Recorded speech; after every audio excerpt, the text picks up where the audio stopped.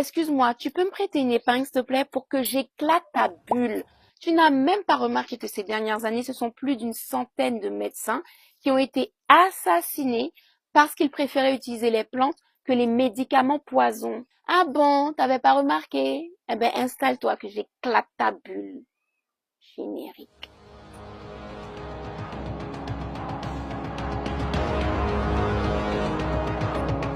Bienvenue sur Afrique Résurrection, je suis Safia Njoy, chercheuse en histoire et culture africaine. Le mois d'août est le triste anniversaire de l'assassinat du docteur Sebi. J'en profite donc pour raconter son histoire afin que tout ce qu'il a fait ne tombe pas dans l'oubli. Alors docteur Sebi, c'est le surnom donné par ses patients, mais en réalité il s'appelait Alfredo Baumann. Il est originaire du Honduras et sa grand-mère qui l'a élevé lui a transmis la connaissance des plantes. Il a poussé le savoir-faire de sa grand-mère un peu plus loin en faisant ses propres expériences et en mettant au point certaines procédures pour obtenir des traitements. Et au fur et à mesure des années, ce sont des centaines de patients qu'il a totalement guéris. Ce qui est extraordinaire, c'est que simplement avec des plantes et des aliments, le docteur Sebi était capable de traiter toute une multitude de maladies. Et en plus des problèmes de santé qui n'ont rien à voir les uns avec les autres. C'est-à-dire qu'il était capable de guérir une bronchite, une arthrite, du lupus, de la cécité, une pneumonie, de l'alcoolisme, de la dépression ou encore un cancer. Ce que le docteur Sebi a réussi à mettre en évidence au fur et à mesure de ses traitements, c'est que la cause principale d'un grand nombre de maladies, c'est le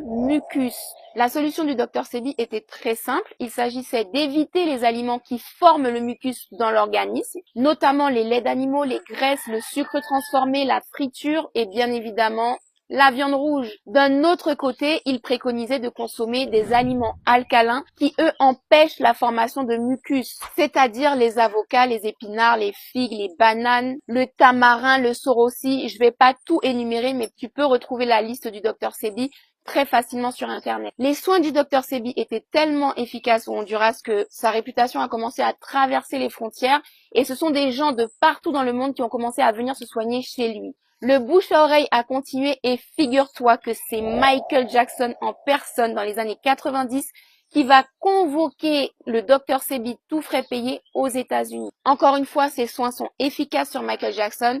Donc là, il va se faire connaître auprès de tout Hollywood et c'est John Travolta, Steven Seagal, Eddie Murphy, Erykah Badu et plein d'autres célébrités qu'il va soigner. À partir de là, le docteur Sebi est de plus en plus invité sur des plateaux télé et sa célébrité commence à sérieusement inquiéter l'industrie pharmaceutique. Effectivement, les traitements du docteur Sebi ne coûtent quasiment rien. Il s'agit juste de manger sainement, de consommer des plantes qu'on peut ramasser dans n'importe quel jardin et de boire beaucoup d'eau. Et pour l'industrie pharmaceutique, si les gens sont moins malades ou si lorsqu'ils sont malades, ils préfèrent utiliser des plantes que les médicaments qui coûtent très cher, ça devient un problème financier. Du coup, les laboratoires pharmaceutiques attaquent en justice le docteur Sebi sous prétexte qu'il exerce aux États-Unis sans licence. Sauf que le docteur Sebi et ses avocats réussissent à prouver que ces traitements sont efficaces. Ce sont plus de 70 patients qui vont venir témoigner à la barre, dont beaucoup de célébrités, pour dire que les traitements du docteur Sebi leur ont réussi.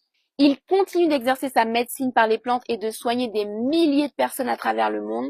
Et ce qui va malheureusement signer son arrêt de mort, c'est le jour où il déclare dans les médias qu'il a trouvé une solution thérapeutique à base de plantes qui coûtent vraiment pas cher contre le sida. Je te rappelle que depuis maintenant plus de 40 ans qu'on a découvert cette maladie, le sida coûte extrêmement cher à soigner.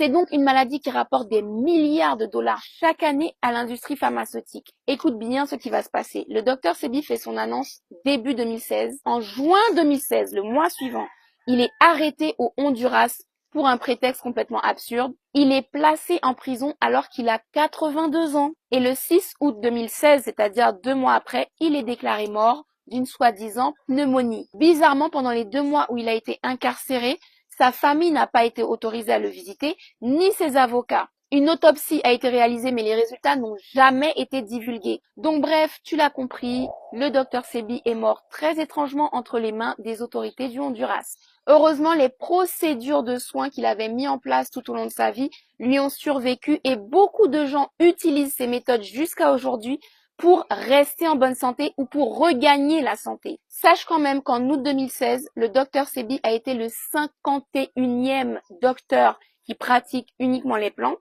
à mourir dans d'étranges circonstances en un an seulement. Et à l'heure où je te parle, on est plus autour de 150 médecins qui ont été tués depuis 2015. Empoisonnement, chute d'un immeuble, accident de voiture, noyade, et même meurtre par balle, sous couvert de cambriolage soi-disant, mais absolument rien n'est volé. Bref, c'est une véritable hécatombe des tradis praticiens, c'est-à-dire les médecins qui utilisent les plantes et les méthodes traditionnelles pour soigner leurs patients. Et ces meurtres ont lieu partout dans le monde. Je te recommande d'ailleurs de t'intéresser à l'histoire du docteur Loïc Le Ribot pour constater qu'il ne s'agit pas d'une théorie du complot ni d'une paranoïa. Je m'arrête là aujourd'hui pour te laisser digérer. Je te mets quelques liens sous la vidéo si tu veux approfondir. Et bien sûr, si ce n'est pas encore le cas, je t'invite à t'abonner à Afrique Résurrection sur TikTok, Facebook et Instagram.